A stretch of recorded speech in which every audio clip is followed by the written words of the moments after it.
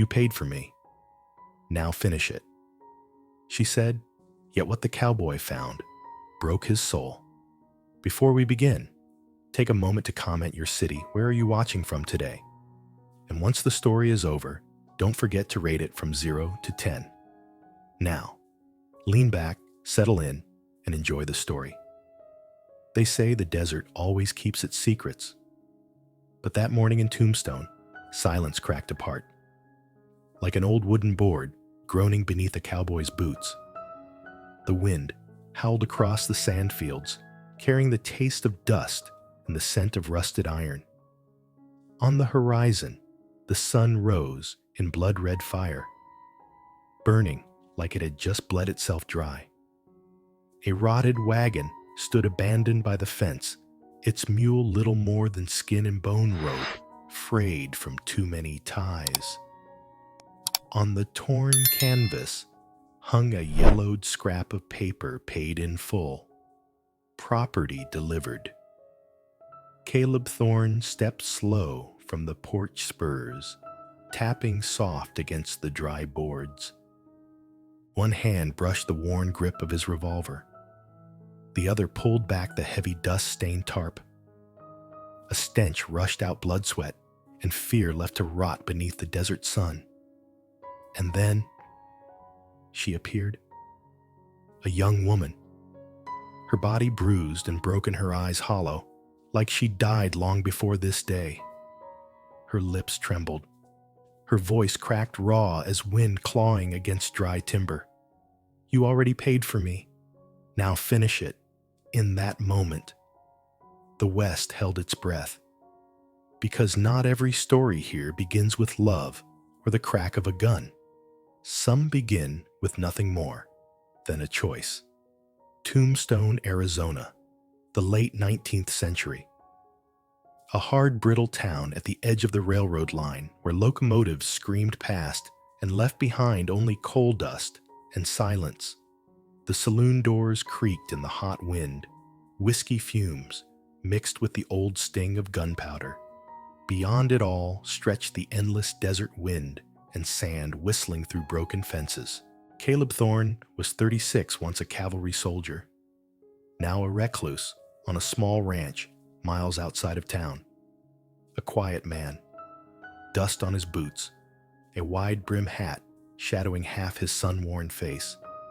But in his gray eyes lay more than fatigue. There was the shadow of war, of loss of years he never spoke of. He lived by work and silence, driving cattle, mending fences, drinking black coffee, bitter as ash. And that morning, with the sunrise pouring fire over every board, Caleb carried the girl from the wagon. Her body weighed less than it should have, as if she were only skin wrapped around the memory of bone. He laid her in the cold corner of his cabin under a threadbare blanket. In the wooden room, the only sounds were her shallow, ragged breaths, and his own heartbeat slow and heavy, as though measuring the line between life and death. Sometimes, hell isn't flames or the crack of a rifle. Sometimes, hell is a girl whispering in front of you, scars carved deep into her flesh, and a man forced to face the question, does he have the courage to save her? Or will he walk away like all the others? If you were the cowboy riding into this town, what would be the first thing you'd do? Part 1. Heavy silence. Morning light slipped through the cracks in the wood, laying ribbons of dust that hung in the air like smoke. Caleb's ranch had little more than a sagging wooden bed, a scarred table with chipped corners, and the chair where he often sat to mend saddles. He carried Eliza inside and laid her down in the corner on an old wool blanket. Her body was so light, it felt as if he were holding nothing more than a shadow. Caleb straightened, drawing a long breath. He was used to the smell of horse sweat, of gunpowder, even the dried iron scent of blood from battlefields. But the odor rising from that frail frame stopped in his chest, the smell of someone discarded like cargo. He set a water flask near her, then stepped back toward the door. Eliza opened her eyes. The pupils were clouded gray, blurred in the dim light. No thanks, no plea. Only emptiness, like someone who had crossed the line of death too many times and now lived only out of habit. Outside, desert wind howled against the cabin walls, long and mournful, like the cry of lost souls. Caleb stood there, his hand gripping the door frame, looking at her before he turned away. He didn't know what to say. In the army, he had watched men bleed out with no way to save them. He had seen women and children running through fire and smoke, but never had silence felt this heavy. The girl's silence wasn't begging, it was surrender. And that was what cut deepest in his chest. By noon, the sun poured fire across the roof. Caleb left a heel of dry bread, some salted beef, and a full water flask on the table. Not within her reach, just far enough that she'd have to choose to take them. Then he stepped out to the porch, sat on his wooden chair, and stared across the barren land. Inside, Eliza slowly pushed herself upright. Her hands trembled, rope burns raw, and red-blue veins standing out against her pale skin. She lifted the bread, chewing so slowly that each crumb seemed to choke in her throat. Caleb could hear the faint patter of crumbs hitting the floor, the small drops of water as she sipped. Those tiny sounds filled the room heavier than gunfire. He didn't go in. He left the door cracked just enough to see her shadow in the shaft of light. She never looked toward him. She ate in silence like a wounded animal, fresh from the trap, unsure if freedom could be trusted. Caleb raised his tin cup, swallowing the bitterness of black coffee. In that moment, he felt like a stranger in his own home. A man who once could tame wild horses and face armed enemies now sat powerless before the quiet of a girl thin as bone. The air inside, so taut it could break. That first night, Caleb didn't sleep in his bed. He spread a blanket just outside her door revolver by his hand. Not because he feared she might harm him, but because he himself did not trust peace to last. The desert wind slid sand through the cracks of the cabin wall. Each grain glittered like ash in the moonlight. Inside, Eliza coughed now and then. Small coughs sharp as blades slicing his chest. Every time her breath grew ragged, Caleb turned his head half ready to go in. But his feet stayed rooted. He understood some wounds could not be touched. Her silence was the only shield she had left, and if he broke it, she might shatter completely. Near midnight, as the fire sank low, he heard a sound, soft almost like someone calling death by name. He sprang up, hand on his gun, only to realize it was just a nightmare escaping her cracked lips. Leaning back against the wall, his eyes on the shadowed ceiling, he whispered words he wasn't sure she could hear. "You're still alive. And as long as you're breathing, I won't let anyone else finish it for you." The next morning, Caleb carried in a bowl of warm water and set it by the bed. He didn't look straight at her. He only said quiet and steady, "Clean your wounds. I'll leave bandages here." Eliza gave no reply. She turned her face to the shadows, but her hand, trembling, reached out to touch the steam rising from the bowl. The thin vapor curled upward, brushing across her scarred face. Caleb stood still, sensing how fragile she was, like a single sigh might break her. He stepped back, holding distance. Sometimes, distance was the last kindness a man could give. He knew that if he came too close, she would flinch like prey, and he would not be another thief of her trust.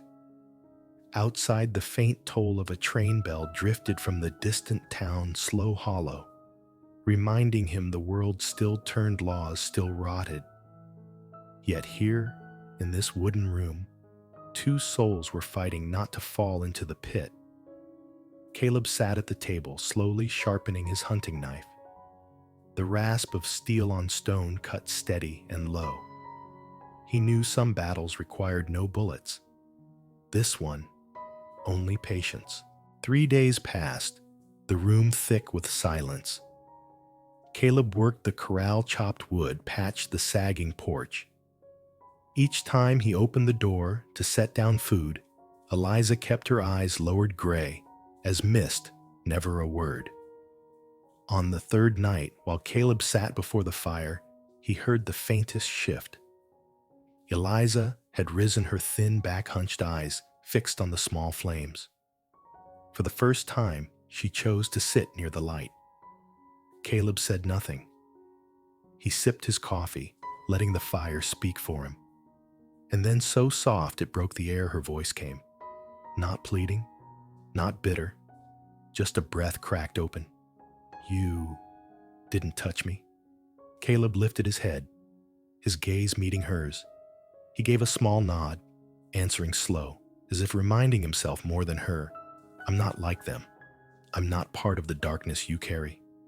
Silence returned, but this time, it was different. It no longer chained her. It was the first fragile breath of trust. Part 2, A Whisper in the Fire. The third night. Desert winds slipped through the cracks, brushing the saddle straps that hung by the door. The fire had burned down to embers glowing red like a small animal, breathing steady, keeping the room alive. Caleb sat low in his chair, across from the hearth, leaning forward to drop a few scraps of wood. The flames rose for a heartbeat, casting gold across the ridge of his sun-browned nose, across the deep cracks in his calloused hands. In the corner, the girl was still nothing more than a thin shadow on a gray blanket, her eyes not yet daring to meet the light. He set a tin of boiling water by the fire, dropping in a few leaves of tea. The bitter warmth drifted out, drowning the old smell of sweat and dust. He didn't speak. Silence, as on every night before, was something he laid down between them, like a fragile treasure. It could be touched, but not broken. As the fire eased, her breathing grew more even. She pushed herself upright, her back against the wall. One hand reached tentatively through the dark, testing the space between them, as if measuring whether it was still safe. Caleb leaned back, resting his dusty boots on the chair rung. The creak of leather filled the room. That small sound pulled the air tighter. Then her voice, dry low, pulled thin across her throat like thread through cloth. You didn't touch me. Caleb turned half his face, letting the firelight slip under the brim of his hat. He nodded. I ain't most men. The words fell slow onto the wooden floor. No oath, no defense, nothing more. Outside, a coyote cried, half howl, half sob. Inside, something thin as spider silk stretched between them. Not yet trust, but no longer despair. Caleb slid the iron pot closer to the fire, poured tea into a dented tin cup. He placed it just at the edge of light, close enough for her to take, far enough not to frighten. Then let time pass in the crackle of flame. She watched the flicker dance across the surface of the tea, did not reach for it, just stared. For an instant her face quivered, as though a tear long trapped wanted to fall, but could not.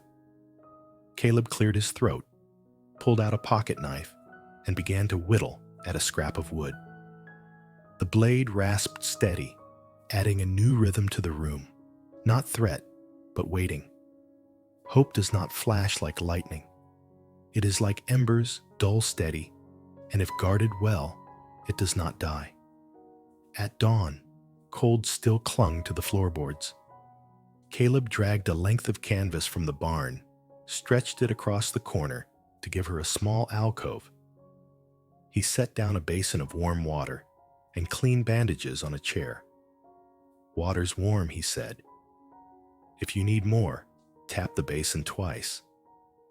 There was no tapping, only the sound of water touching skin, hesitant. Behind the canvas, she drew breath, like someone remembering her body belonged to her. Caleb stood at the doorway, cracked it open for fresh wind. He turned his wide brim hat in his hands, an old habit while waiting. On the wall, his Colt hung untouched further than his reach. That movement, the choice to set the gun aside, was the first thing Eliza noticed when the canvas stirred. A thin arm slipped out fragile as a branch afraid of breaking. Could I have some salt?" Her voice held less fracture now. Caleb set a small pouch by the curtain. "There's soap the blacksmith left behind," he added, voice low, steady without hidden weight. When she stepped out, wet hair clung in strands, her face scrubbed free of soot and dust. Caleb did not stare. He poured more tea, pushed the tin cup to the edge of the table. She hesitated, then walked slow each step, measuring the ground between one sole and another. She took the cup in both hands, blew gently, and sipped. Warmth slid down her throat, and her eyes fluttered. At last, a single tear found its way silent, unbroken, only a thin line of warmth on her cheek. Caleb looked out the doorway. "Wind'll be strong today," he said, as though giving the weather not naming fear. "I'll brace the roof. Stay inside. If you need me, tap the basin." She nodded. I could clean the floor if you'll let me." Her voice shook, but it was whole. Not asking permission to breathe, but to do. Caleb gave a low, simple, "All right." He shrugged his coat and stepped outside.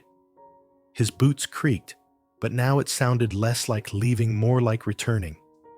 Behind him, she set the cup back on the table, smoothing her thumb across the dent as if it were a scar, and for the first time, not recoiling from it.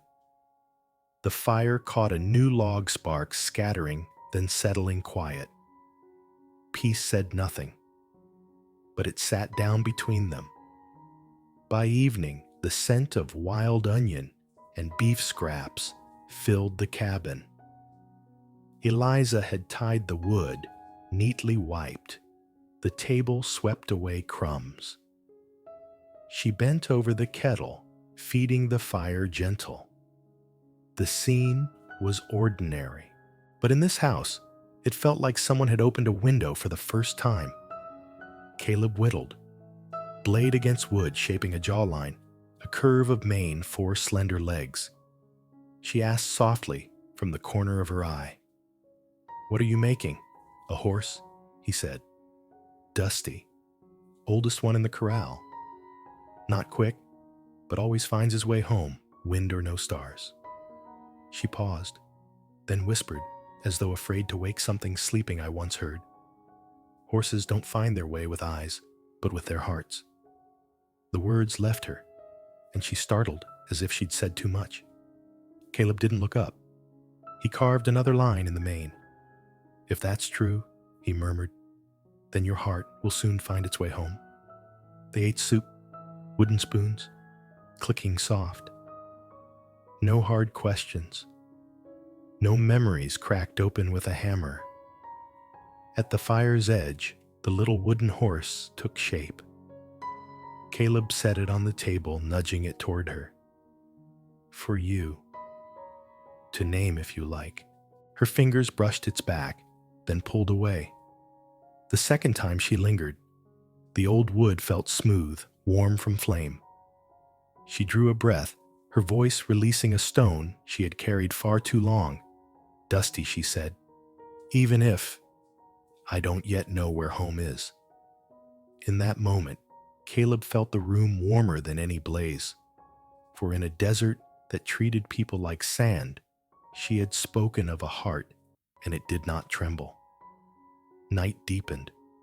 The wind struck the walls, rattling them like drunks at a saloon door. Caleb steadied the shutters, tied the roof beams, calmed the mule. Sand stung his face. By the time he came back in, the fire had fallen low. A board cracked sharp. Eliza startled, staggering to her feet. Too fast, too weak, she nearly collapsed. Caleb stopped at the edge of light, his voice firm but low. I'll take your arm, only to steady you. Then I'll step back. All right. Her eyes stretched tight as wire. A beat. 2. Then she nodded. All right. He took her arm with both hands, open, no grip, no force. She weighed so little, it was like lifting a frail student. He lowered her gently into the chair, pulled a blanket over her knees, then stepped back exactly the same number of paces. She looked at him, not guarded now, questioning, wondering if the fragile thread between them had broken. Caleb removed his hat, set it on his knee. Nights like this, he set eyes on the embers, cattle press against fences. They don't like the empty spaces. People are the same. He raised his gaze to hers. If the space feels too wide, tell me. I'll sit closer, but only if you ask. Eliza pulled the blanket lower, her voice quiet but steady. You can sit nearer the fire. It's cold there. She pointed to a place 2 arm lengths away. Caleb shifted his chair. The smell of dry leather mingled with wood smoke, reminding him of campfires long ago when he'd always sat alone. Tonight he wasn't. The wind eased.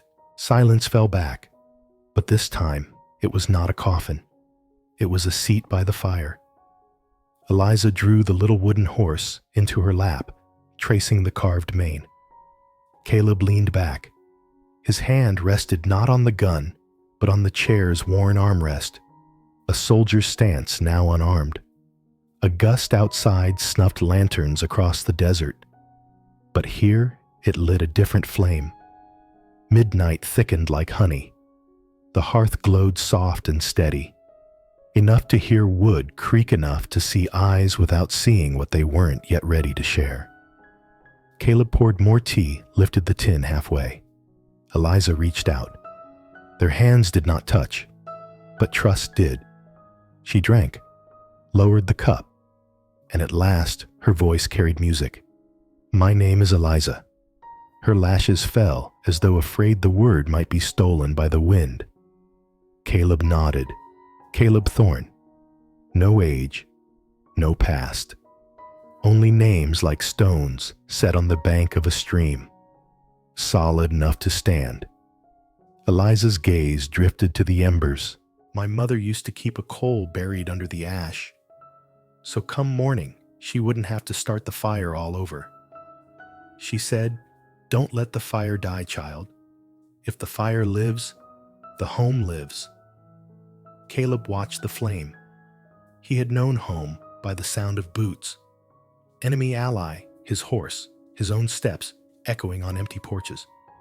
Now he said softly, here, the fire won't die. Not a grand vow, but enough for her to lean deeper into the chair. After a long while, she asked, why did you say, I ain't most men? The fire sharpened the gray of his eyes to embers. He didn't speak of war, or of a brother dying in his arms, or of towns where men use power to bury fear. He only said, because I've seen enough to know. Some things should never happen twice. Her breath tied itself to that answer, like a rope holding a colt still learning to stand. If one day I wanted someone to write a letter for me, she whispered, would you write it? Caleb nodded. When you're ready, not before. Outside, the night train, wailed across the desert sound, drifting like a memory that belonged to no one. Eliza clutched the little horse close, murmuring Dusty. A thin smile brushed her lips, too faint to last but real. Caleb turned to the window, lifted his colt, and hung it higher, further from reach. A gesture light as breath. But here, it marked a new line in this house. The gun would not be the first answer. The desert wind fell away. The room filled with the small crackle of wood, reminding them both that two hearts were learning a new rhythm. The embers held till morning. Eliza's head tilted, eyelids heavy, but before sleep took her, she met Caleb's eyes without turning away. And in that look was a word unsaid. "Thank you for letting me choose." Caleb nodded once, though she likely did not see. He pulled a thin blanket over his knees, keeping the fire as one keeps a fragile grace. Outside, the desert stretched endless. Inside, the wooden cabin curled like a seashell, keeping the sound of the ocean safe. The night closed, not with gunfire, but with the hush of embers, and two breaths steady, in rhythm. Part 3. The first shoot of life. Morning came to the desert dry and harsh. The sun was sharp from the start, cutting through the dust-coated window, laying slanted beams across the wooden floor. Caleb was out mending the fence. Inside the little house, Eliza sat at the table, her thin fingers tracing the dent on the old tin cup. After a while, she rose, her legs unsteady, yet firmer than 3 days ago. In the corner leaned a broom, its handle split and pale with age. She hesitated, then reached for it. The bristles rasped against the dry floor, gathering dust into small drifting clouds. Each sweep was its own declaration. She was no longer only a body waiting for pity. Sweat gathered at her brow, but inside her chest, her breathing grew stronger. When Caleb came back and the scent of freshly sawn wood clung to his shirt, he stopped in the doorway. Eliza was sweeping her back, frail but determined. She didn't look up. He said nothing, only set the bundle of firewood down and stepped into the kitchen. But at the edge of his weathered mouth, a faint curve appeared, not quite a smile, but the trace of trust being born. By noon, the sun hammered the roof till the beams groaned. Caleb led old Dusty to water. When he returned, Eliza stood at the barn door, uncertain. The smell of horse and hay rose to meet her, strange yet safer than the dark rooms she had once been locked in. "Want to try?" Caleb asked, his voice, low, eyes still on the reins. Eliza pressed her lips, then nodded. He showed her how to hold a bundle of hay. When she reached out, Dusty whickered softly, lowering his head. His warm muzzle brushed her fragile hand. She, startled, nearly dropped the hay. "Let him," Caleb said quickly. "He knows gentle when he feels it." Her eyes softened. She let the horse chew its steady munching, filling the dusty air. Her hand trembled less. Caleb stood near his boots, planted firm in the straw, never stepping closer than needed. In that moment, she felt herself not as property branded by men, but as a person trusted by another living creature. A tear slipped free, but this time it was not born of despair. By late afternoon, the hearth glowed red. Eliza stood before the iron pot, ladle in hand. She dropped in wild onions and a few slices of beef Caleb had left on the table. Steam rose, carrying the simple scent of soup. Caleb stepped in, stopping at the threshold, watching smoke curl around her figure. Only 3 days ago, this house had reeked of fear. Today, the smell of soup ruled over everything. Eliza spoke quietly, eyes fixed on the pot I once learned to cook. from my mother. Long ago." The words were broken, but they opened a door to memory. Caleb only nodded, drawing up a chair without asking more.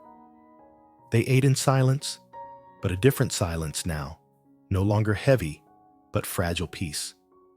Spoons clicked against bowls, blending with desert wind to form a new kind of song. That night, as Caleb cleared the dishes, Eliza looked at her hands, fingertips still slick with a trace of oil. For the first time, she smiled faintly, just for herself. A smile that said, "I am still alive." The next morning, Caleb went out to the yard. When he returned, he heard something new from inside. Not the scrape of broom, not the clatter of dishes. A voice. Eliza was folding old cloth, humming. The tune was broken, hesitant, like she feared being caught. But it was enough to rise above the wind. Caleb paused on the porch, listening. It wasn't really a song, only sounds carried up from a deep place, testing if anyone was still listening. He stepped in his boots, creaking. Eliza, startled, stopped, her face flushed red. She clutched the cloth, whispering, "I'm sorry." Caleb shook his head. "Don't be. A song is never a mistake." He set the water jug on the table and left again, sparing her the weight of shame. When he was gone, Eliza touched her lips. They still trembled, but not with fear. For the first time in months, she had heard her own voice, and it had not disappeared. That evening, Caleb returned from driving cattle near the dry creek. The porch was swept, the weeds around the fence pulled clean. Eliza sat resting the little wooden horse in her hands. Desert light caught in her dark hair, weaving a thin halo. Caleb stood still, watching. In the hush, he saw the change.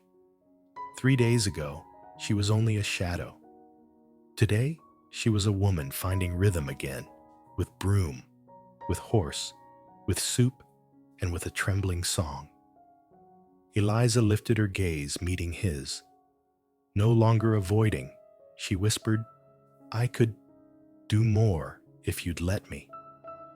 Caleb did not answer at once. He tugged his hat lower, hiding the warmth in his eyes. A ranch like this always needs a hand. A breeze moved through, carrying the scent of hay and earth. And in that moment, the barren desert felt as if a green shoot had broken through, fragile but strong enough to soften all the shadows. Part 4. The past. Exposed night fell slow, as though even the sky feared touching the old timber roof. The hearth consumed its logs with patience, casting just enough gold to show half a face and hide the other half in shadow. Caleb sat low across from the fire, his wide-brim hat hanging on a peg. His colt hung higher than usual. In his hands, a scrap of wood turned under the knife, the mane of a tiny horse revealing itself, cut by cut the blade, pausing then moving again.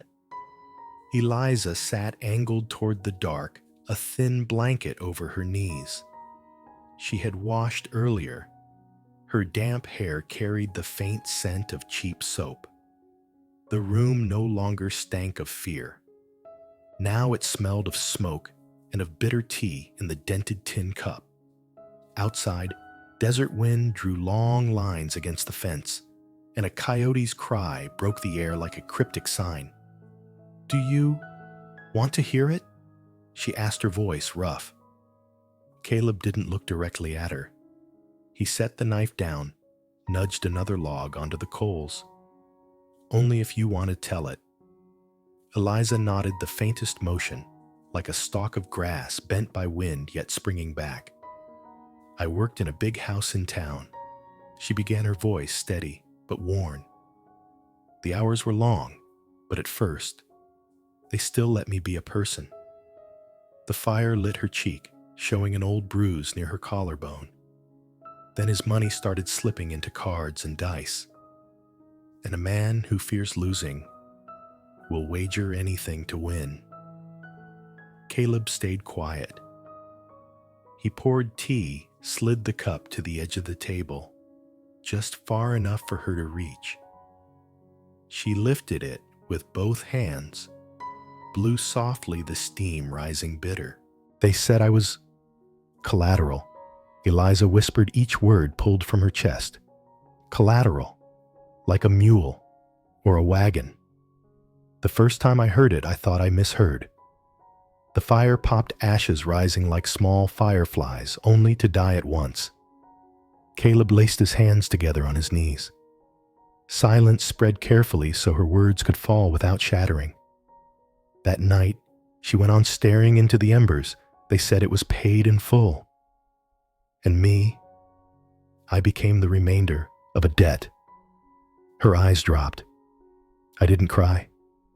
When you're called, an object tears turn meaningless.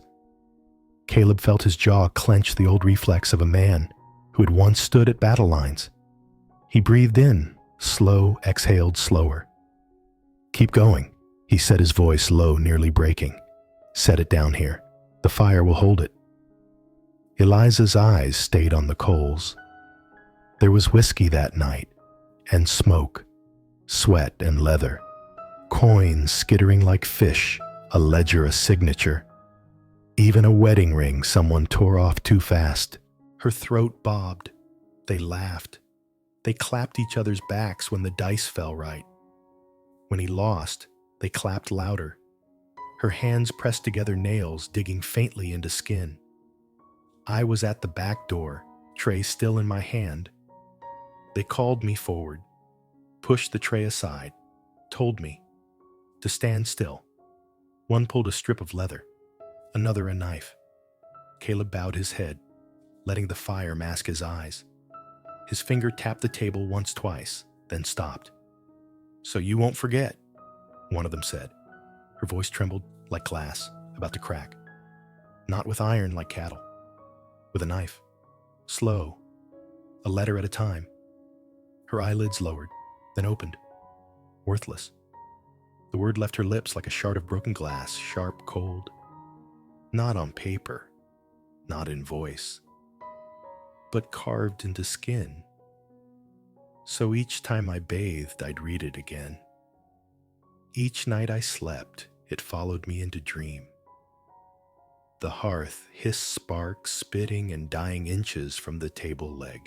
Caleb rose, circled, fetched the poker, shifted the embers with the care of a man tending his own wound.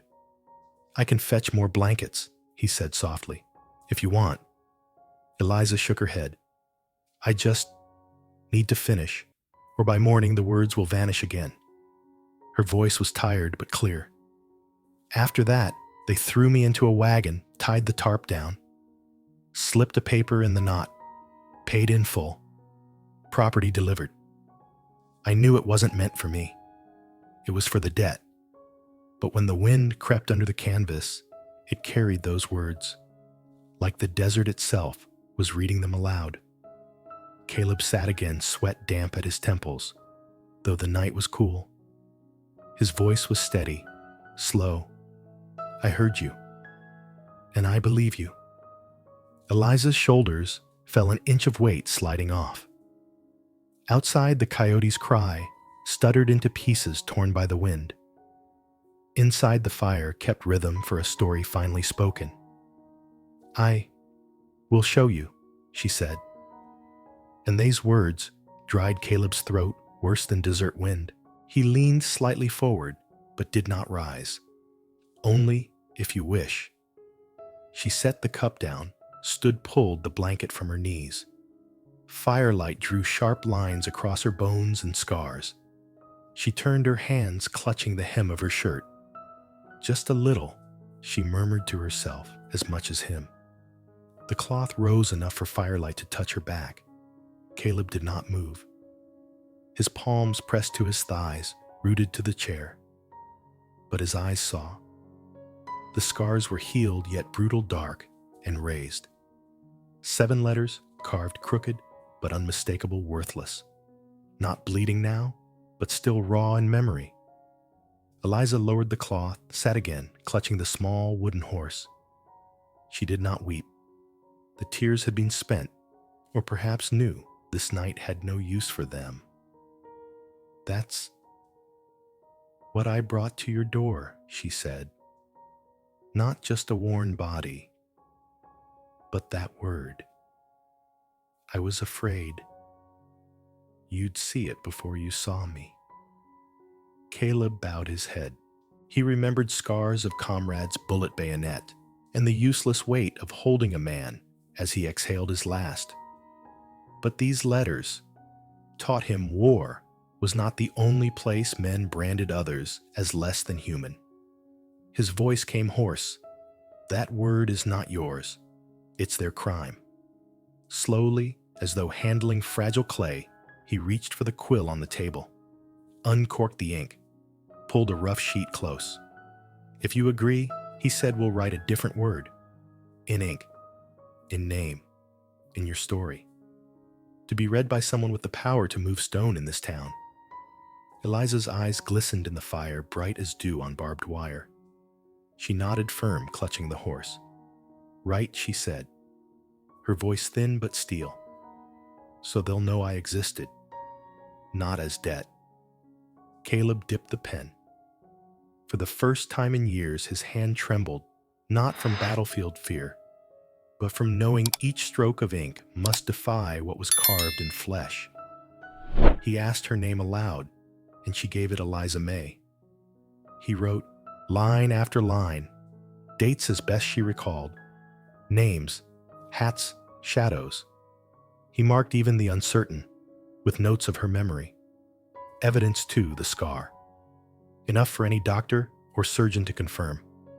When it was done, he sealed the letter, with wax pressed a worn coin into it. The sound of cooling wax cracked small in the quiet. Eliza watched the circle harden. In her mind, it covered the letters carved into her back, not erasing, but overlaying. Caleb folded it into an envelope scrawled, "To T. Percival Garrison Tucson." "At first light I'll send it," he said. Eliza whispered, "Thank you." 2 words. But when they left her lips, they rang like something redeemed. The night thickened. Caleb set water to boil, letting its soft simmer keep the room from falling back into hollow silence. Eliza leaned against the chair, her eyes drifting shut. Before sleep, she whispered more to the fire than to him. "If they ask, I don't want revenge. I just want my name apart from that word." Caleb nodded. "I understand. Justice isn't always gunfire. Sometimes it's a seal." Outside, the railroad lay quiet, a scar of iron across the land. Inside, a letter heavy with ink rested on the table like a pistol laid down unfired. At dawn, Caleb, saddle dusty, tucked the letter into his pouch. The desert air bit cold before the sun claimed it back. He delivered the envelope to the old mail rider, his voice firm. "Tucson. Today. Urgent." The man tapped the pouch twice the West's way of swearing an oath. By the time Caleb rode home, the sun painted the ridges gold. He thought not of fists or guns, but of letters. Words against words. Eliza waited on the porch, a rim of light catching her hair. She asked nothing, only, "Are you cold?" Caleb shook his head. Inside, she set soup and tea on the table. 2 old vessels, and between them the space filled now with ink. "Some say letters are useless," she said, eyes on the fire. "But last night, for the first time, I felt different. Not because the letter will win, but because I spoke." Caleb nodded. "Your words shifted the wind in this room." He picked up his knife, whittled again, finished the horse's curve, carved a single word on its belly. Small, hidden, unless you looked close, worth. He slid it toward her. "I can't erase what they carved on you. But here in this house, we'll set a new word. Eliza touched the carving. Tears came quiet as rain across dry soil. She looked up, and in her eyes burned not only pain, but resolve. Outside, the morning train wailed, leaving a thin trail across the sky. Inside, a scarred girl and a silent man sat by the fire, the little wooden horse between them, carrying a new word. The night had told all it must. Morning left only silence, but this silence was a promise. Justice would be named, and though the desert was still cruel, they now had something to hold on, to a word written by human hand, not by knife. Part 5. Words in place of bullets. Night settled slow over the ranch. The moon hid behind clouds, leaving the desert patched with shadows that spread like oil stains on the sand. Inside the room was quiet, but for the scratch of a pen. Caleb leaned over the table hat, set aside an ink bottle, half full, the quill trembling in his calloused grip. Before him lay a rough sheet of paper, one corner scorched from an old candle flame used to drive away insects. He wrote slow, each word carved as if into timber. He was not used to writing long. In the soldiering years, his letters had been only a few lines alive, still marching. But tonight, every line was an arrow, loose straight at the truth. Eliza sat in the corner, cradling the wooden horse in her arms. Firelight brushed her face, hollows deep, but no longer only despair. She did not interrupt, only listened to the pen's steady rasp, as though hearing the hoofbeats of a horse finding its way back toward light. Caleb wrote, I, Caleb Thorne, once, of the 7th Cavalry, now residing on the outskirts of Tombstone, write this letter, not for myself, but for a young woman named Eliza May, who was turned into a commodity in the hands of men sworn to uphold law. The quill paused, ink pooling into a blot. Caleb drew a deep breath, wiped sweat from his brow. His hand had never shaken in war, but tonight with pen instead of gun, his pulse faltered. For this time, he was not striking at an enemy. He was fighting for the dignity of a soul. He looked up. Eliza nodded softly, as though lending him strength. The pen moved on. I have seen with my own eyes the wound carved into her back.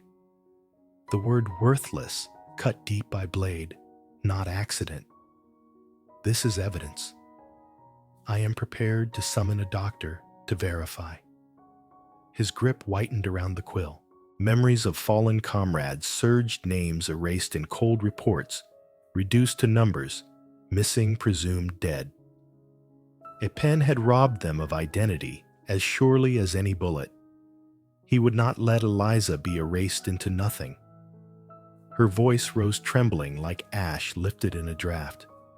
Write that I do not seek revenge, only to be seen as human. Caleb lifted his eyes to hers, clear in the dark. He nodded. It's written, and I'll write it again. He added, the victim does not seek vengeance. She only asks the law to know the truth, that her name be freed from the word carved into her skin. This is not a cry for blood. It is a plea to live as human. Outside, the wind slapped the cabin walls, rattling them like threats. But inside, the black lines of ink shone brighter than any lamp.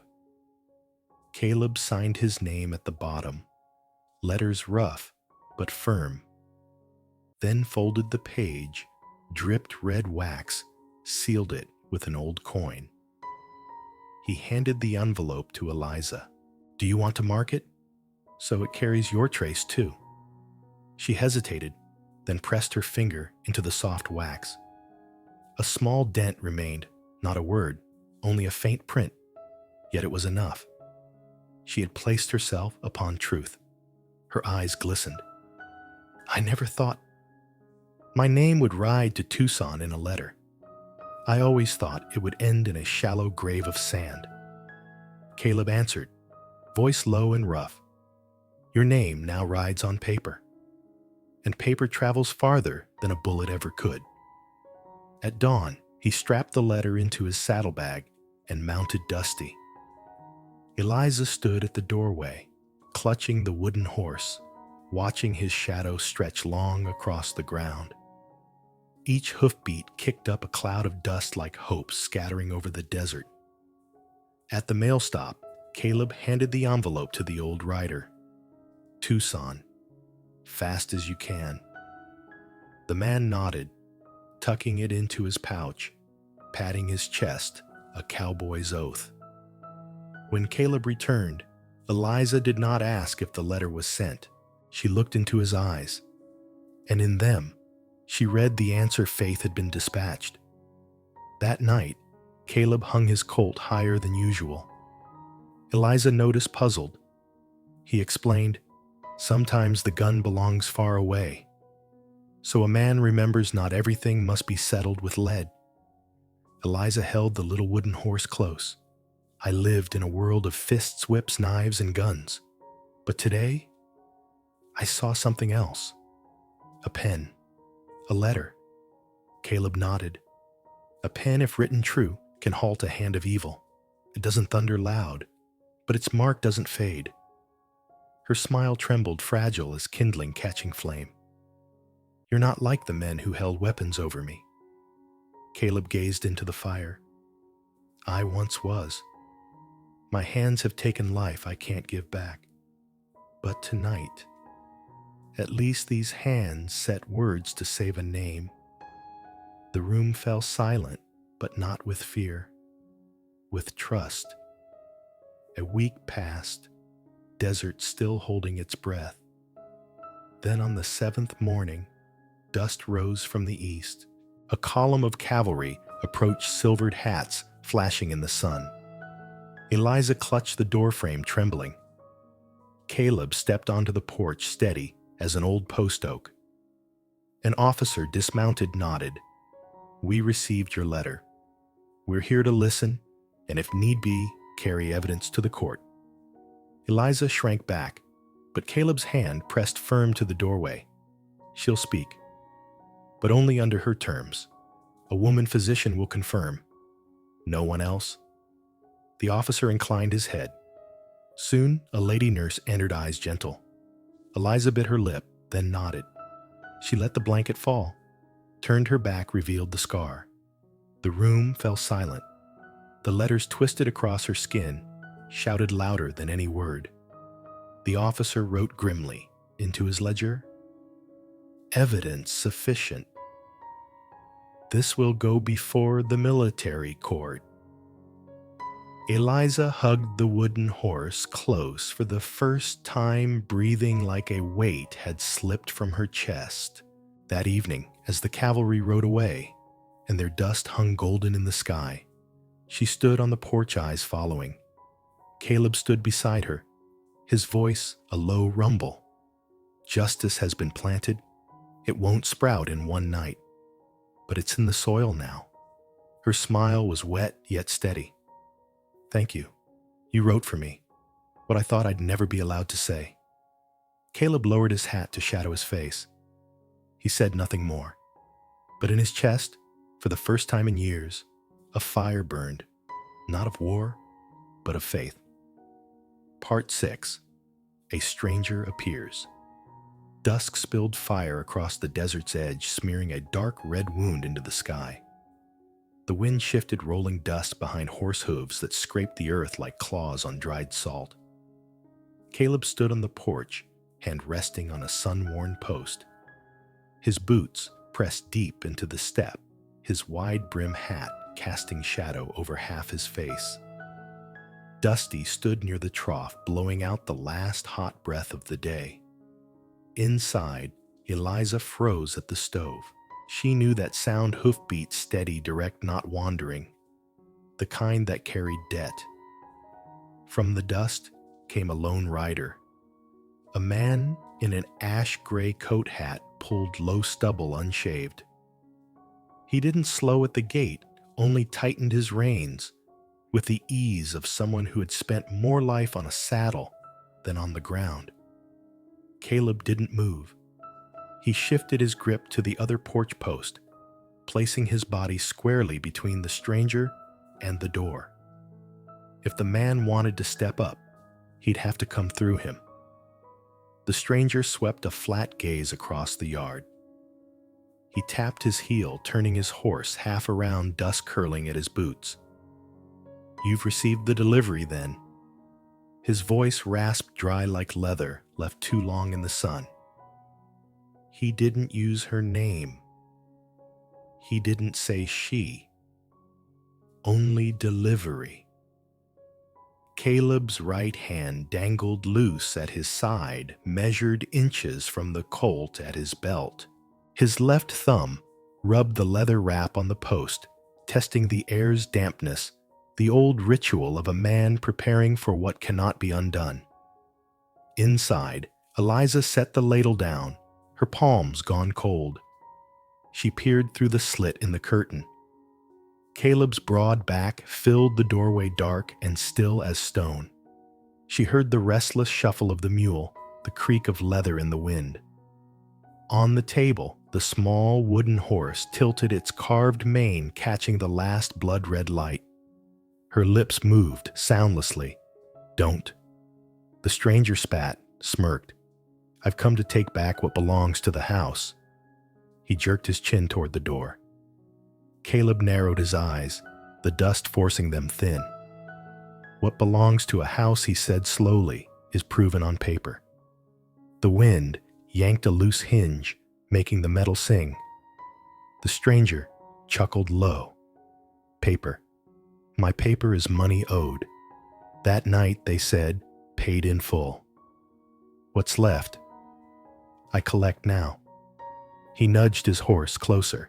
The step groaned beneath Caleb's boot as he shifted forward. The line between shadow and firelight lay across the porch like a blade. The stranger smelled the warning in the air, but men like him had built their lives on stepping into homes uninvited.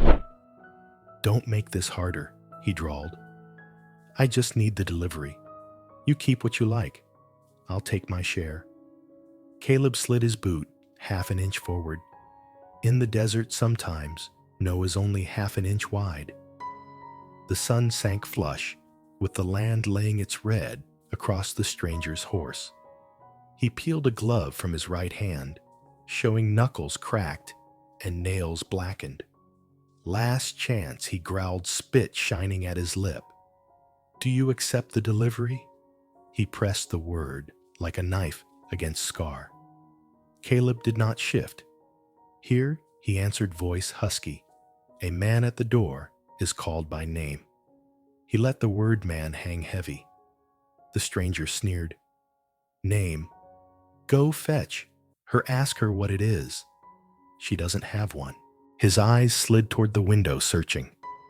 Eliza stepped back, spine to the wall, fingers whitening. Every word dragged her toward the auction block of memory. But through the shadow, she saw Caleb's back, sun-scored, unyielding like a beam that would not break. "Ride on," Caleb said. "Tomorrow, if you bring paper, real paper, you show it. Tonight..." His jaw clenched, his voice dropping like an iron nail into wood. "Tonight nobody leaves this house." The stranger's laugh broke short when Caleb's hand shifted not to the gun, but to the coil of rope on the hitching post. Old hemp, sun-dried. A rope that had pulled calves, raised walls, mended fences.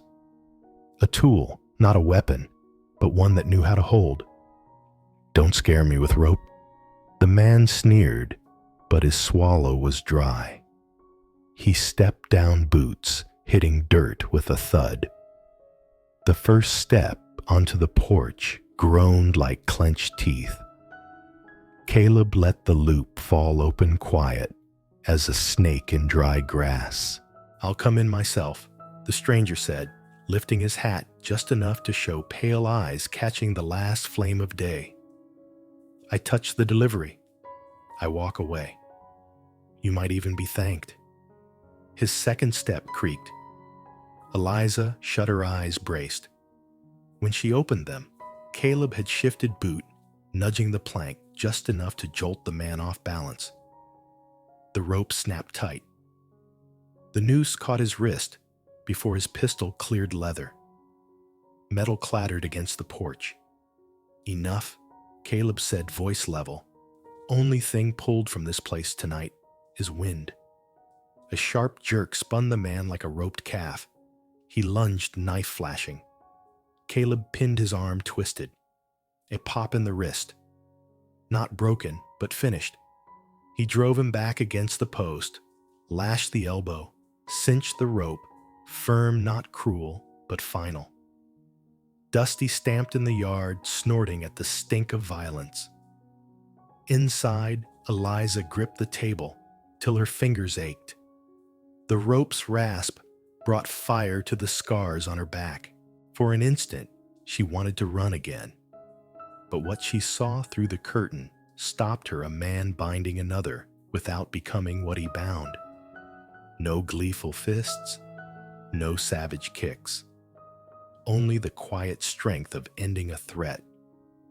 The stranger sagged, cursing into the gag Caleb shoved between his teeth.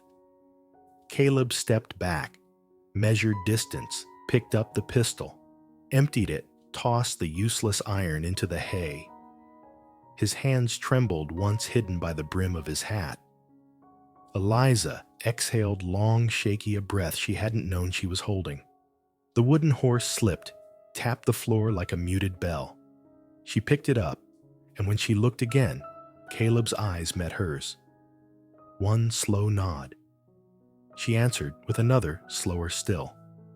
Night wrapped them quick stars, piercing the sky like cold nails. Coyotes howled, circling rumor of a fallen man. Caleb fed the fire, pulled a chair onto the porch 4 paces from the bound stranger. He set a tin of water and cloth on the rail. Calm as a craftsman tending wood, he wrapped his own wrist. Out here, a man had to know how to bind more than wounds. He had to bind his anger too. Eliza stepped out barefoot, a folded blanket in her arms. She paused, looked from the stranger to Caleb. "Are you cold?" she asked. So ordinary a question, it washed the blood from the air. Caleb's mouth bent into the barest line of humor. Just a breeze.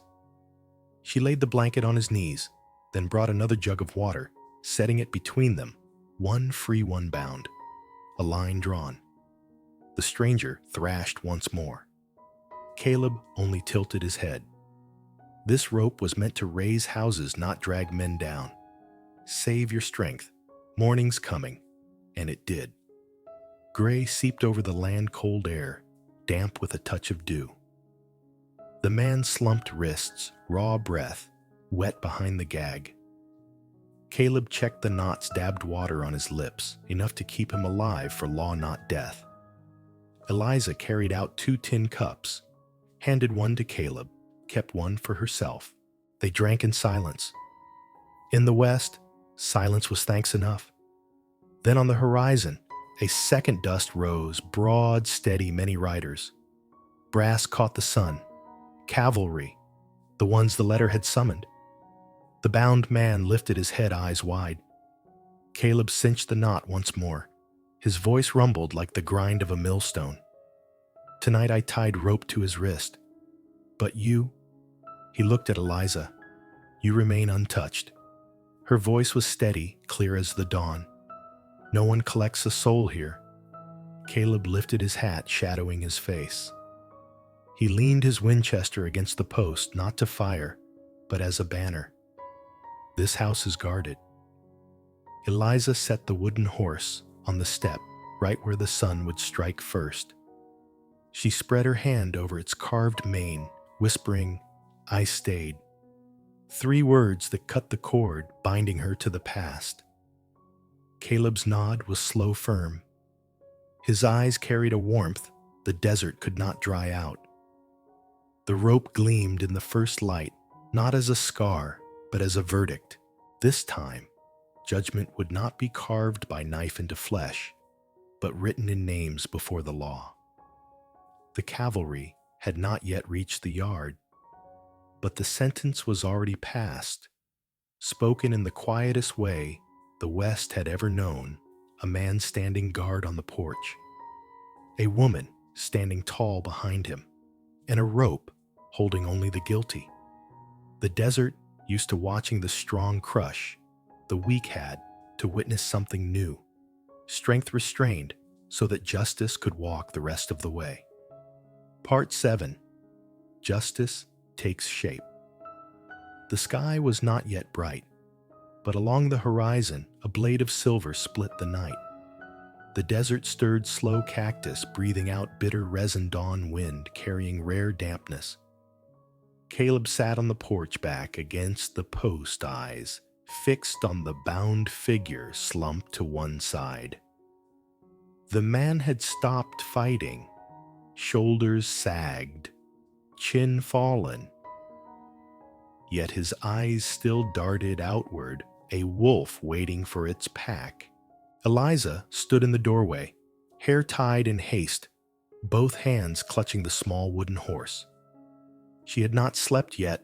On her tired face flickered a strange glow, the light of one who knows this morning is unlike any other in her life. Then dust rose in the distance. At first, only a faint haze. Then hoofbeats, steady beating into the chest of the earth. The line of cavalry drew near, silvered hats flashing in the pale light. Caleb rose, shook the blanket from his knees, set his hat firm, and waited. The prisoner lifted his head, panic flickering when he saw the troop. He tugged at the rope teeth, grinding against the gag, a muffled hiss escaping. Caleb did not glance at him. He only stepped down one plank of the porch, eyes fixed on the widening dust. They came. Eliza whispered, her voice breaking. Caleb gave the faintest nod. He had believed in the letter, but seeing that dust cloud, it felt like a stone falling from his chest. The soldiers rode in tight order bits and spurs clinking in chorus, the music of law arriving on horseback. For the first time, dawn was more than light. It was justice. The column halted in the yard. A grizzled officer with salt and pepper beard swung down first. His navy coat bore the weight of years. He stripped his gloves, extended a hand. Caleb Thorne. His voice was gravel, but steady. Caleb gripped firm. T. Percival. Still signing steady, I see. Percival's eyes moved to the bound man, then back. I read your letter. Heavy enough to shake desks in Tucson. He patted his breast pocket where the letter rested. We came to see with our own eyes. Now, he nodded at the prisoner. Show me the living proof. Caleb hauled the man forward, threw him to the dirt.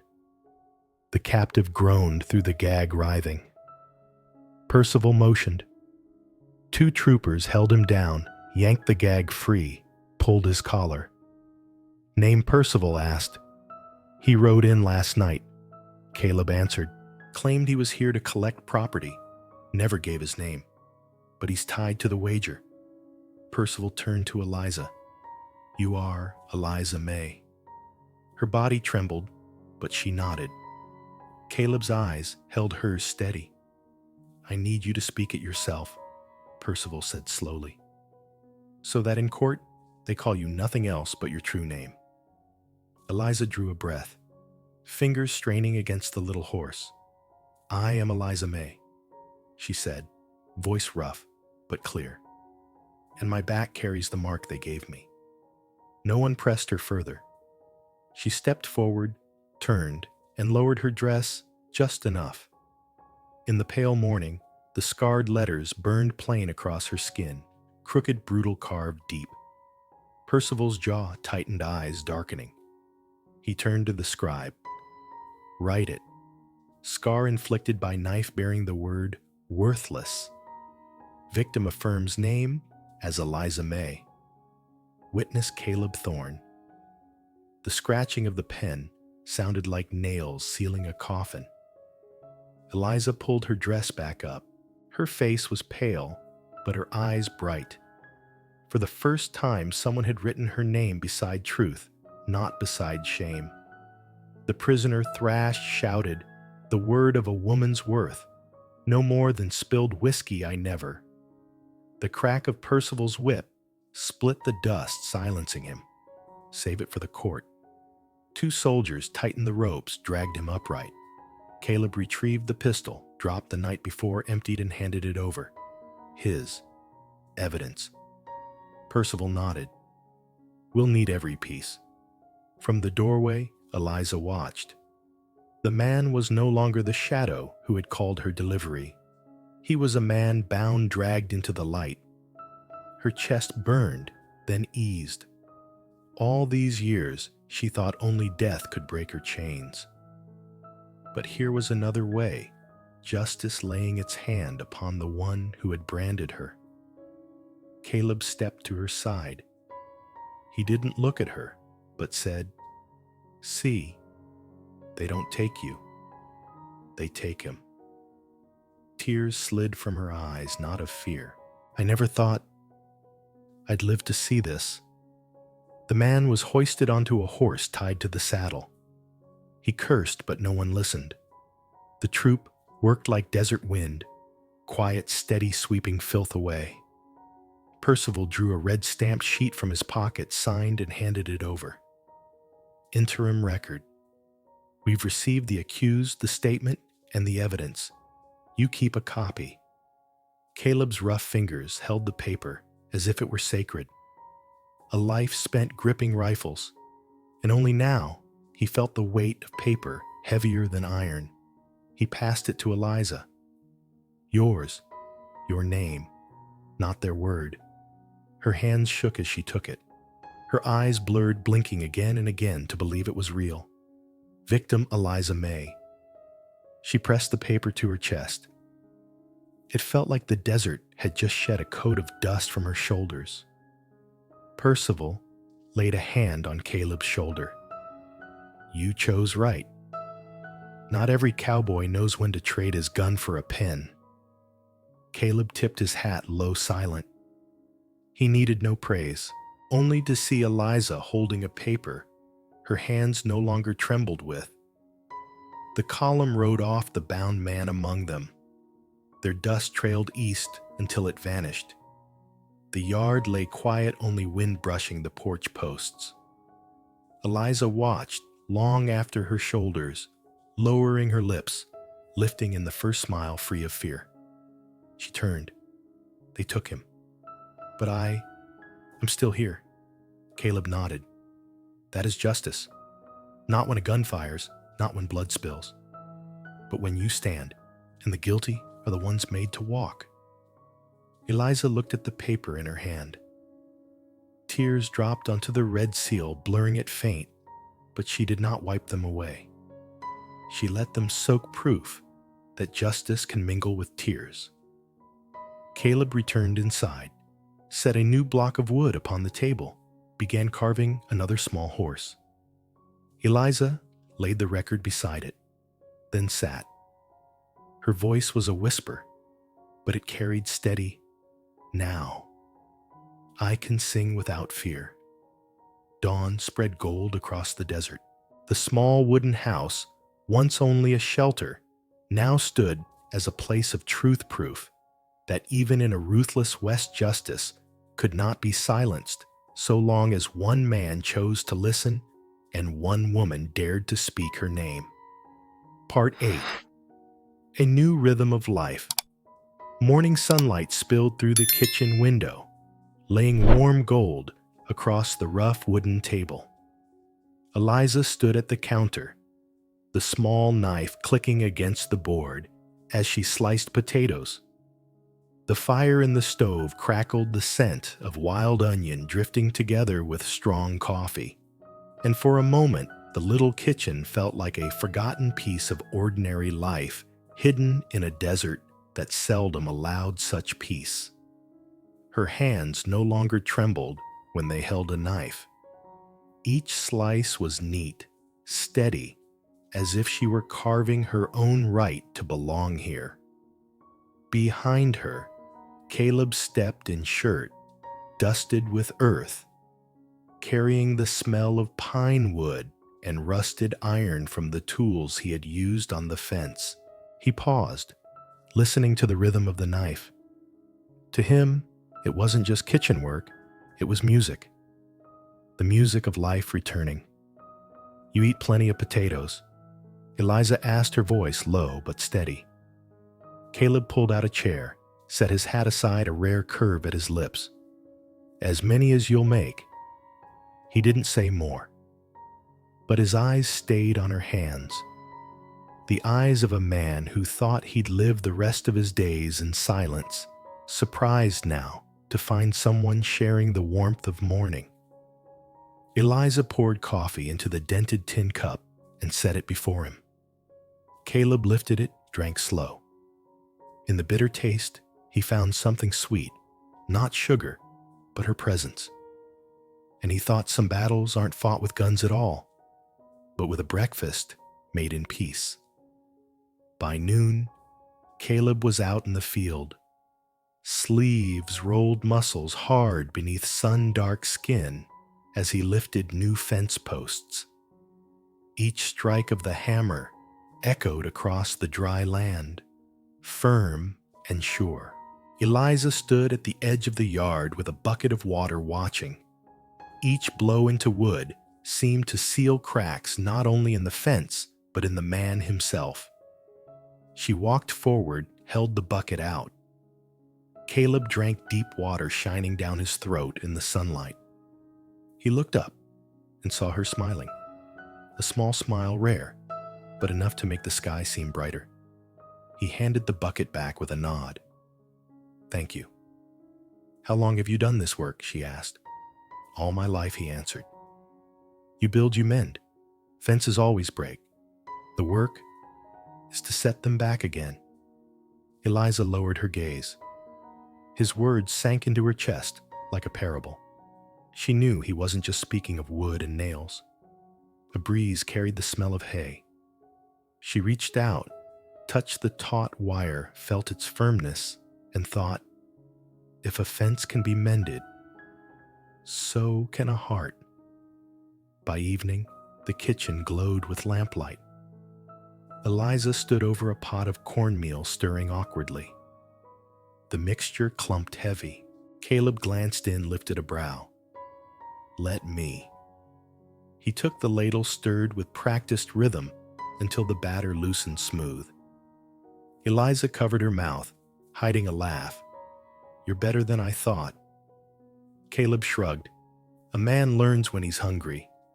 He set the pot back in her care and turned to wash his hands. Eliza watched, then murmured almost shy, "If you lived in town, they'd call you the perfect husband." Caleb lifted his head, gray eyes catching hers, startled. Then he laughed, a short, rough sound, but real. The laugh echoed through the kitchen, tearing down the last of the heaviness. Eliza stepped back, then laughed, too soft, awkward, but true. In that moment, the kitchen was no longer just shelter from fear. It was a home. Their laughter faint, though it was warmed the fire brighter than the logs ever could. And Eliza realized she had never thought she would hear her own voice laugh again. At sunset, she entered the barn. Dusty stood, calm, gentle eyes waiting. She picked up a brush, drew it slow along the horse's back. Each stroke loosened the dust, revealing a coat that glowed in the fading light. With every pass, her breath grew steadier, her chest lighter. From the doorway, Caleb watched. He remembered the first time her trembling hand had held hay to Dusty's mouth. Now her hand was firm, sure.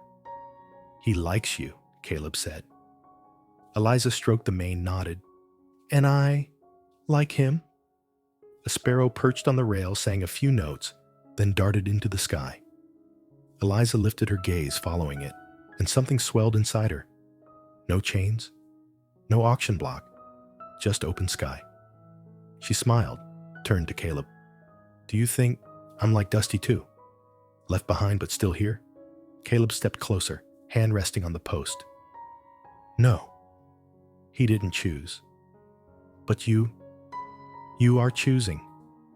His words carved themselves into her like scripture. Eliza bowed her head, tears falling. But these tears were not of fear. They were tears of beginning again. That night they sat by the fire. Caleb carved at a block of wood. Eliza stitched at a torn scarf. The flames painted their shadows across the wall, not two lonely figures, but shapes overlapping, woven together. Eliza lifted her head, her voice trembling. I don't know what tomorrow holds, but tonight, I'm not afraid. Caleb set the knife aside, eyes steady on the fire. That's enough. She lowered her needle, whispered voice breaking yet sincere. Do you know? It's been so long since I felt alive. Caleb didn't answer with words. He only nodded his gaze, carrying more understanding than any promise could. The desert wind slipped through the cracks, swaying the firelight, but it did not put it out. Eliza looked into the glowing coals. If one day I can sing aloud again, I want to sing here, in this house. Caleb turned a faint smile touching his lips. He gave no vow. But in the slow nod he offered, there was a quiet agreement this house would be her place to sing, and no one would silence her. Part 9. The Right to Choose. That night, the desert sank into a silence so heavy it carried even the sound of dust rolling across the ground. Inside the cabin, the fire flickered painting strips of gold across the worn planks. Caleb sat, leaned back in his chair, boots planted firm on the floor, his pocket knife turning slowly in his calloused hand. He shaved at a block of wood, not for purpose, but to keep his hands busy while his mind wrestled. Eliza sat nearer the fire, a thin blanket draped around her shoulders. Her hair fell loose, catching the glow, her eyes quiet, but deep like midnight water. Since justice had come, the cabin had changed. No more nights waking at phantom hoofbeats, no more eyes darting toward the door. Yet peace brought a new question she had never dreamed she'd face tomorrow. Where will I go? The desert wind whistled through the cracks, whispering low. Caleb lifted his gaze, studied her for a long moment, then looked back down, carving one more stroke into the wood. He knew words didn't come easy. Still, some things needed to be spoken. In the firelight, their shadows crossed, no longer separate, but not yet whole. Eliza drew a deep breath, gathering courage from the scent of smoke. She knew this moment would decide her life, not by dice thrown on a gambler's table, but by her own voice. She began, but her voice broke and fell away. Caleb raised his eyes, softened them, gave a slow nod. No push, only permission. Go on. She tried again. I've lived too long without choices. The night I was wagered away on a card table, no one asked what I wanted. The night they carved letters into my skin, no one asked. The day they left me in a wagon under canvas, no one asked. I was only something to be passed along. Her words faltered, yet flowed like water released after years of drought. I'm afraid that even though justice took him away, I'm still hollow inside. Afraid I'll just drift until another man looks at me like a thing. Caleb's hand clenched until the wood cracked. He laid the knife down, lifted his eyes gray steady, as endless as the mountains. "Eliza," he said low, "no one names you but you. No one."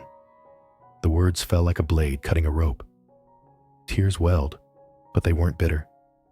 They fell like rain, washing dust away, giving her the strength to step forward. She clutched the little wooden horse he'd carved, her voice trembling yet sure. "I have nothing. No money, no house, no family. But for the first time in my life, I feel I can choose." She lifted her face, eyes shining in the firelight. "I want to stay. Not because I have nowhere else, but because here I have a choice." Time seemed to still. The fire crackled, yet quieted itself. Caleb did not move. He had lived years alone, grown used to lost friends, seasons' hope. Never had anyone said to him, "I want to stay." He leaned back, a tremor in his chest, as though her words laid new weight upon his heart. But it was no burden. It was flame. He lowered his eyes, then raised them, voice measured. "If you choose, then this house is yours. No permission needed, no proof, only your wanting." Eliza broke down in tears. Not despair, but the tears of a soul rediscovered. Caleb rose, took a new piece of wood, set it gently in her hand. "Here," he murmured, "carve your own name." Her fingers shook as she scratched with the knife, slow, clumsy. Yet on the surface, the letters took shape. Eliza. She touched them, then laughed through tears. Caleb nodded, the quiet nod of a man who had watched too much fall, now witnessing something rise. He turned to the fire voice, rough. "You are no longer a thing. You are no longer that word they burned into you. You are Eliza May. And you just chose it." The silence that followed was not rejection, it was recognition. Eliza placed the wood with her name beside the little horse. 2 pieces, 2 stories, both proof of a new life. Outside, dawn had not yet broken, but within her morning had already come. She leaned back, eyes closed, letting the tears fall freely. Caleb lifted his old coat, draped it across her shoulders. He did not say, "I'll protect you." He didn't need to. He simply sat beside her, watching the fire burn steady. Eliza tilted her head, letting it rest against his arm. A small gesture, yet enough to fill the cabin with warmth. "Thank you," she whispered. Caleb's reply was simple. "No need. You chose." The desert wind sighed against the walls, but it carried no chill now. It sounded more like the earth itself, bearing witness. A woman once branded worthless had spoken her name aloud and claimed her right to stay. The fire burned on. On the table, the wood carved with Eliza glowed like a small star. And in that weathered cabin on the edge of the desert, a soul found home, not because she was left behind, but because she chose it. Part 10. The nod night settled over the ranch, laying a silver blanket across the desert. The stars pressed close together, cold and bright, yet beautiful enough to steal one's breath. The desert wind no longer howled. It drifted soft, like a hand smoothing over scars, carrying the dry scent of earth and wild sage. Caleb stood on the porch, his broad shoulders etched against the starlit sky. His wide-brimmed hat shadowed half his face, but his eyes stayed fixed on the dim horizon. He had stood guard through 1,000 nights of war, watching for enemies in the dark. But tonight, the silence felt different, less like a warning, more like a witness to something just beginning. Inside, Eliza placed the block of wood, carved with her name, upon the table. The lamplight trembled, falling across 4 letters, Eliza. She stepped outside, a blanket wrapped around her shoulders. Her eyes caught the starlight shining like two small pools of water in the desert night. Caleb turned, looked at her, then lifted his gaze back to the heavens. He said nothing, but this silence was no longer heavy. It was like the long exhale of land after a storm, knowing new seeds could take root. Eliza breathed deep. "It's so peaceful tonight," she whispered. Caleb gave a slow nod. "Yeah, peaceful, like the desert holding, still just to hear one person breathe." She sank onto the porch step, her bare feet touching the cool wood. There were times, she said softly, I thought I'd never see the stars again, that my whole life would be nothing but moldy ceilings and darkness. Caleb leaned against the post hands clasped at his middle. He didn't interrupt. He simply let her words fall grain by grain like sand rebuilding a desert. But now, she turned to him, eyes wet yet shining. Now the sky feels so wide, and I feel small, but not worthless anymore. Caleb drew a long breath, his voice rough. I've seen many men lost, even while they were still breathing. But you're not lost. You chose to live. And because of that, you shine brighter than any star I've ever looked at. Her tears spilled, yet her lips curved with a fragile smile. In the silence that followed, she felt her heart beat, not from fear, but from trust. Caleb turned fully, his gaze steady. He didn't speak promises. Cowboys rarely did. Instead, he met her eyes, the eyes once shattered, now stitching themselves back together with faith. And then he nodded. Slow, solid, heavy as stone, warm as fire. A nod that was not just agreement, but a vow, I am here. I will remain. No one will touch you again. Eliza's tears fell, but they carried peace. One nod, she whispered, her voice trembling with joy, and I hear it louder than 1,000 vows. Caleb looked back to the sky. He didn't say, I promise. He let the nod stand between them, like its own star, one she could look for every night to come. Inside, the fire dwindled embers glowing soft red. Eliza leaned her head against the doorway, eyelids heavy. Caleb sat close by posture, still like a soldier's, but his eyes no longer guarded. They had gentled warm as the last spark in the hearth. Half dreaming, Eliza whispered, If ever I forget that I have the right to choose, you'll remind me, won't you? Caleb tilted his head, gave one more nod. Not rushed, not loud, but certain. She smiled as she drifted to sleep, safe as a child for the first time in years. Caleb drew his old coat around her shoulders, then leaned back watching the fire. Some battles end with gunfire, he thought. Others end with keeping watch so one soul can rest.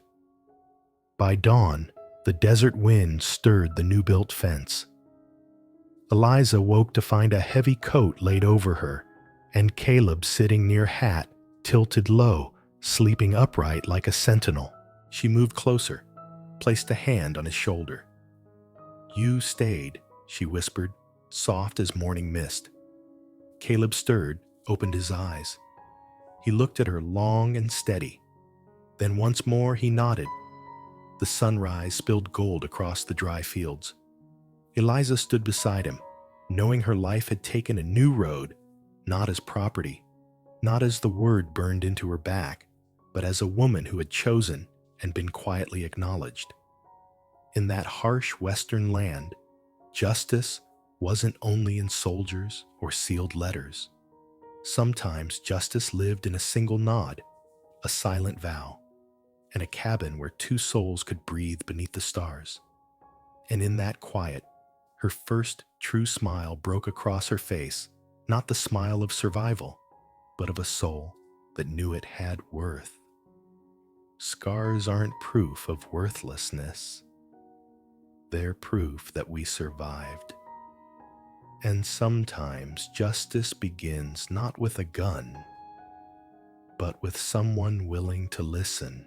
If you were in the cowboy's boots, would you stay to protect the town or ride off into the wild? Let me know in the comments.